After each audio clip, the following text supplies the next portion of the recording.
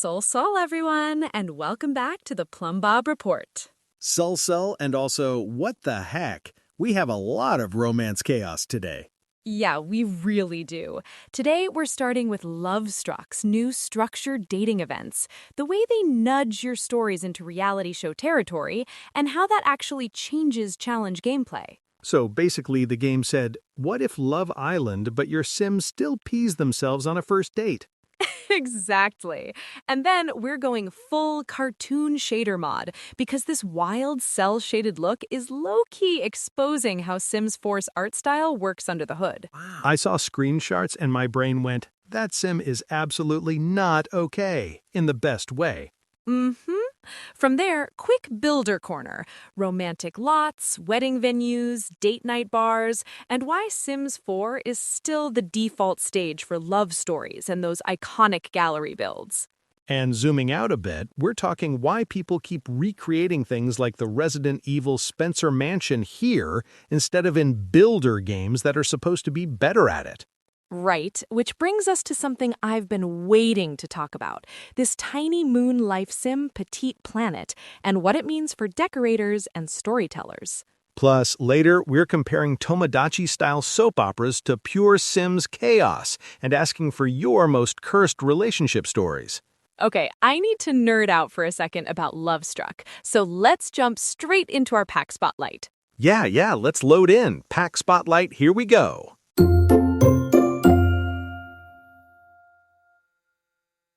We want to hear from you. Submit questions via the web form in the description or give us a call at 747-677-1037 and leave your question. Don't be shy. Our AI assistant makes it super easy.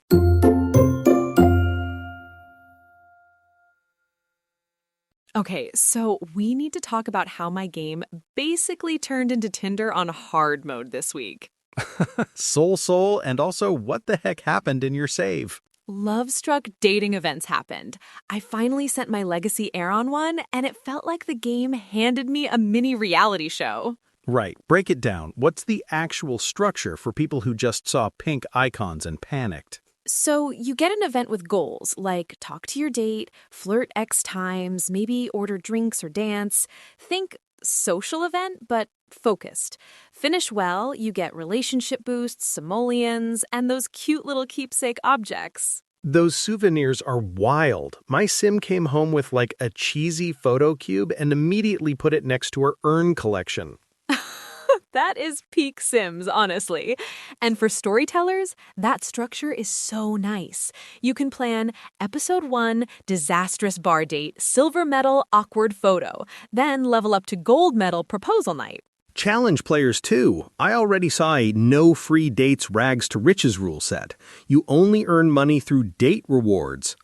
Oh, that's evil. I love it. And okay, who in your worlds would absolutely embarrass themselves at these? Easy, my clumsy, non-committal painter. She tripped, spilled her drink, and still got a bronze medal because she flirted through the chaos. Relatable. My hot-headed gym bro autonomously insulted his date's outfit mid-event. The autonomy said, no thoughts, head empty. Of course he did. So while all that was happening, my timeline got taken over by cartoon shader screenshots. Oh my gosh, yes. The first one I saw, I honestly thought it was a different game. Same. Hard cell shading, thick outlines, super flat colors. Sims 4 suddenly looked like an animated series. It almost felt like Sims 2 promo art came to life. And it shows how flexible the art style actually is under all the bloom and blue. Yeah, like when modders can flip a couple of settings and suddenly people are saying, I'd play this version forever, that says a lot. I mean, I get why folks are obsessed. For storytellers, having that consistent cartoon look makes screenshots read like panels from a comic. And for mean people like me, the reaction image is off the charts. Every confused Sim face looks 10 times funnier in outline mode. Absolutely. Where do you land, though? Because some builders are like, love it for CAS and storytelling, hate it for actually decorating. I'm kind of in between. For day-to-day play, I still want my usual shaders. But okay, I need to nerd out for a second about builder brain rot. Please, Builder Corner, inject it straight into my veins. Lovestruck plus creative shaders is a dream for romantic lots. I did a rooftop lounge with warm lighting, fairy lights everywhere, then flipped on the cartoon look, and it felt like a graphic novel date scene. That's so good. Quick build tip of the week. If you're staging dates, use those tiny table lamps and candles at different heights, then lower the overall lighting in live mode. The faces pop, especially if you're using any shader that cuts the haze. And throw in some darker corners for the inevitable bathroom crying break. Obviously. You need a dramatic hallway for the ran out mid-date screenshot. Okay, but wild pivot here. Do you think stuff like this is why people still default to this game when they want to tell a love story or recreate, like, an entire horror mansion? Yeah. Because even when we're breaking it with shaders and challenge rules, the tools bend with us. So the question is, how did we get to the point where this slightly unhinged, decade-old game is still the place you go to build your dream wedding venue and also your cursed crossover builds?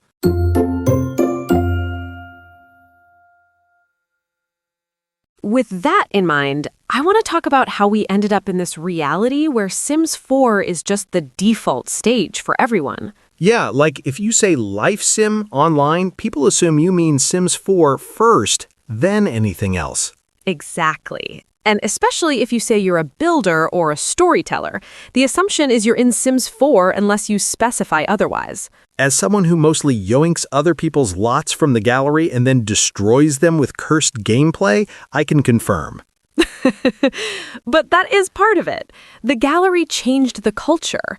Builders became this whole class of creators whose work is the foundation for storytellers and challenge players. Right, and the challenges themselves live there too, in a way, like rags to riches shells, legacy starter homes, black and white horror mansions. Speaking of horror mansions, the Spencer Mansion Resident Evil rebuilds in Sims 4 still blow my mind. Oh my god, yes, the one with working puzzle rooms and the plant monster greenhouse, that thing feels illegal.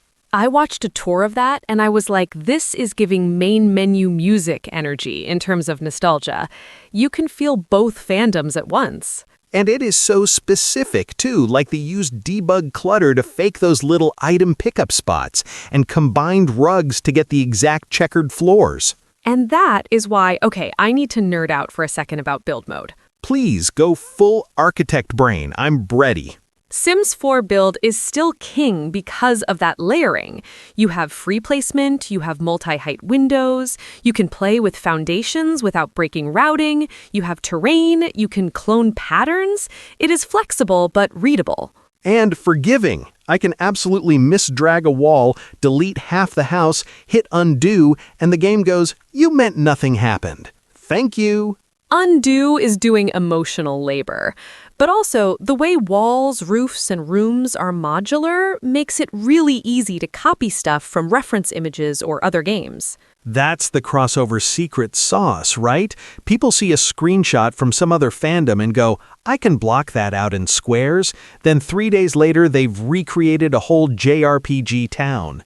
Or entire TV shows. The number of Gilmore Girls town squares and Stranger Things lots, it's wild. And then gremlins like me download them and say, what if I put 8 vampires in here and no sinks? The symbiosis. Builders get their work stress tested by chaos players. The chaos is user testing. If a house survives my 100 baby challenge, that floor plan is functional. Another piece is how Sims 4 fits into the broader builder game world. Steam just had that House and Home Fest, right? All these decorating and renovation games front and center. Yeah, I saw like 10 different clean the abandoned house games in a row. My algorithm is concerned. They are cute. Some of them have gorgeous visuals and really smart tools, but they are usually room by room or mission based. You finish a level and that space is done. Yeah, it's like power wash, paint, flip, next. Very satisfying. But your character doesn't live there. They don't pee in that bathroom. Exactly. In Sims, the build is the stage for years of gameplay. So builders think about storytelling flow. Where does the camera set? Where do Sims route for screenshots? Where will the inevitable kitchen fire look funniest? Very targeted question there. I have experience. But you're right, even when other games nail the renovation fantasy, they rarely combine it with the live chaos of autonomy and long-term saves. And that's why Sims 4 keeps holding that default spot. If you want a build that can also host a Big Brother challenge, a decade-long legacy, and a Resident Evil crossover, it's still the easiest option. I do think that grip is starting to get poked a bit, though. Yeah, same. Like, new life sims are very much looking at builders, storytellers, social players, and going, hey, what if we gave you something different? Which brings us to something I've been waiting to talk about because there's this new cozy galactic life sim poking at that exact crowd. Petit Planet, the HoYoverse one. I have thoughts. Many messy thoughts. Teasing. Save them because next I want to get into what that pitch even means compared to our beloved suburban chaos. Oh, I'm ready. Space HOH Emma, here we come.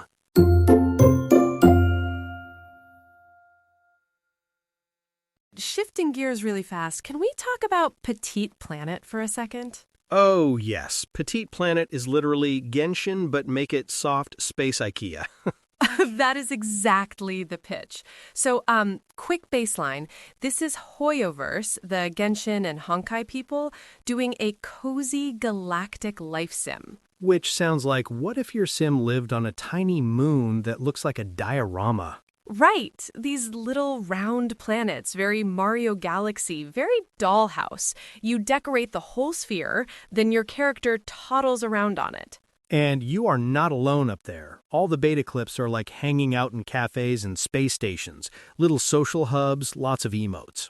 Yeah, socially it looks closer to an MMO lobby than a single-player save. You have friends dropping into your world, visiting your planets. So basically, HoYoverse looked at visiting other people's Sims builds and went, what if that was the whole thing? Exactly. And because it is HoYoverse, the art direction is very polished. Soft gradients, sparkly skyboxes, tiny furniture that looks like gotcha prizes in the best and worst way. Oh yes, the couches absolutely look like they come with a 0.6% pull rate. Oh my God, yes. Now, the new thing this week is they opened global beta signups on their site. You pick platform, fill a quick survey, and cross your fingers. People are already theory crafting builds of a 30-second trailer. I've seen mood boards labeled Space Bakery Cottagecore, but make it alien. Same, and I get why builders are eyeing it. The planets are basically pre-made shells. You're working around a curve, playing with elevation in this weird vertical way. But you can't bulldoze the whole thing into a flat 64 by 64 lot. That's the trade-off. Yeah, it's more like decorating a very fancy snow globe. Great for vibes and screenshots, maybe less for hardcore structural builds. Story players, though, I think they're the main target. Those social hubs, the little NPCs, the implied quests, it screams screenshot comic about your alien barista crush. And because it's always online, you get instant audience. Your friends literally standing next to your character reacting in real time. Which is wild compared to my offline Sims save, where no one sees my drama unless I tweet 40 screenshots. So here is the contrast. Sims is grounded suburban disaster. Petit Planet says, what if your slice of life was on a tiny moon with a public transit space station? And the question is, does that pull Sims people away or just sit next to it as vibe game? For me, it sits next to, but I think it might poke EA a bit. Like, hey, people want social spaces where their OCs can hang together without mods. Yeah, EA keeps flirting with that, with gallery comments and scenarios. But this is full meet your friends in-game. Also, visually, seeing Petit Planet's soft lighting makes me wish Sims would push their skyboxes and ambient light more. Not realism, just more mood. Same. And not to be that person, but if HoYoverse ships smooth multiplayer hangouts before Sims gets basic stable online, People will notice. They absolutely will. On the flip side, Petit Planet is not simulating needs and messy AI in the same way, at least from what we've seen. Yeah, your alien is not wetting themselves because they queued chat 12 times instead of using the bathroom. So it might nail cute decor and social vibes, but miss that unhinged domestic chaos that makes long saves so funny. Which is kind of the theme with all these new life sims, right? Everybody's trying to bottle a specific flavor of drama. Exactly. Petit Planet wants wholesome social drama. Who's sitting with who at the space cafe? Sims is like, your ex just walked by while your kitchen is on fire. And then you have games that go full, we're a soap opera, no subtlety, only drama. Yes, and speaking of that contrast pivot. Oh, you mean the one that literally markets itself with like reality TV breakup clips? That one. The Tomodachi Life spiritual successor that lives for mess. Yeah. Next up, we need to talk about those viral not Hugh friend-zoning Angie on live TV style moments, because that is chaos on purpose. And then compare how that staged drama feels next to the accidental disasters in our sim saves. So grab your popcorn. Soap opera life sim universe coming up.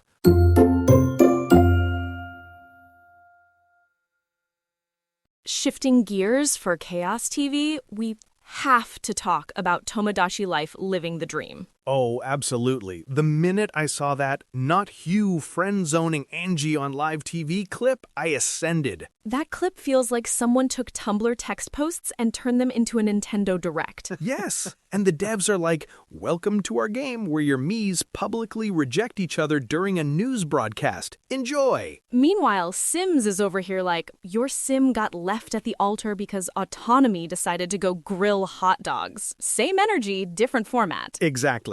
Tomodachi is drama as a feature. Sims is drama as a bug report. And the marketing leans into it hard. Every trailer is basically, what if your island was a reality show you cannot stop? Okay, but hearing the Mii say in that weird robot voice, I only see Angie as a friend while confetti falls, that is art. It is performance art, and it makes me think about how curated that chaos is. They script the beats, but your cast makes it feel personal. Where in Sims, we script almost nothing. We just hit 3 times speed and wait to see which relationship bar self-destructs first. Right. Our chaos is like improv theater. Tomodachi is more telenovela table read. Speaking of soap operas, quick lightning round. Disney Dreamlight Valley hinting at Star Wars? That is pure crossover drama bait. Oh yeah, imagine Goofy calmly fishing while Darth Vader strolls past Anna. That is fanfic waiting to happen. And then Petit Planet giving us curated space cafe breakups.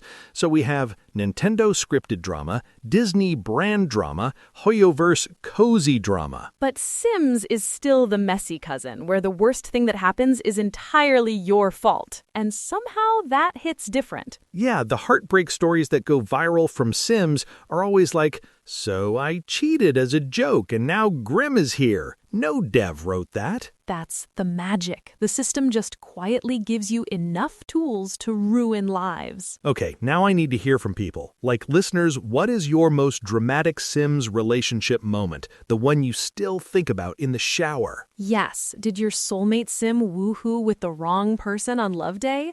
Did your legacy heir elope with the mail carrier in their hot dog costume? Or did you have the classic, I locked them in a room together to see what happened social experiment that went off the rails? Send them all. Drop them in the comments, tweet at us, voice notes, whatever. I want full telenovela recaps. And I want screenshots. If there's not an angry screenshot, did the drama even happen? Now, imagine EA went full soap opera with the marketing. How would you sell Sims if you leaned all the way in? Oh, easy. You open on a romantic arch, slow zoom, then the groom suddenly cues throw drink instead of exchange wows. And the voiceover is like, in this neighborhood, happily ever after is a suggestion. Cut to the Grim Reaper dancing at the reception while the caterer starts a fire. Then big text, no script, no safety net, just your bad decisions. See, why are we not in the meeting for that? EA, if you are listening, that one is free. Okay, I promised dramatic reading time. Announcer voice engaged. Oh no, I am not ready. Announcer voice. Tonight, on Tomodachi Island, Hugh takes the stage. Normal voice. Hugh gasps. Gasps! The ratings! Announcer voice. Angie confesses her love, but Hugh says, "Let's just be friends."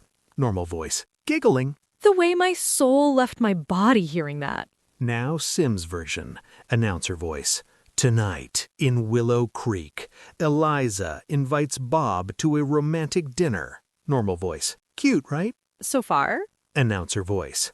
But Bob cancels because free food spawned at the Humor and Hijinks Festival. Normal voice. Credits roll. That is painfully accurate. One more. Announcer voice. She thought they were soulmates. Beat. He thought it was just a flirty introduction for aspiration points. Ow! Called out. Listeners, send us lines like that about your own Sims. We'll read the messiest ones next episode, full dramatic voice. Yes, give us your angriest love triangles and pettiest divorces. That unscripted chaos is still peak Sims, and I want to celebrate every disastrous second. The more unhinged, the better.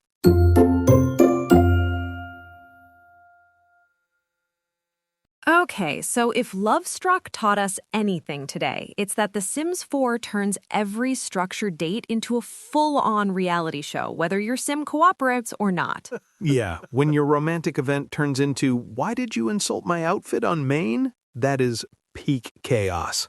Exactly. And the big takeaway is this. The Sims 4 is still our default life sim because the tools plus the chaos make stories we could never script on purpose. So, send us your wildest date night disasters, makeover flops, all of it for that dramatic reading episode. I want receipts. Please, screenshots, clips, whatever, tag us at Plumbob Report everywhere. And Simmers, make sure you follow, hit subscribe, and drop a quick review so other Sims nerds can find us. And back up your saves before you load into that next romantic lot. Yes, do that. Thank you for hanging out with us, and we will see you next time on the Plumbob Report.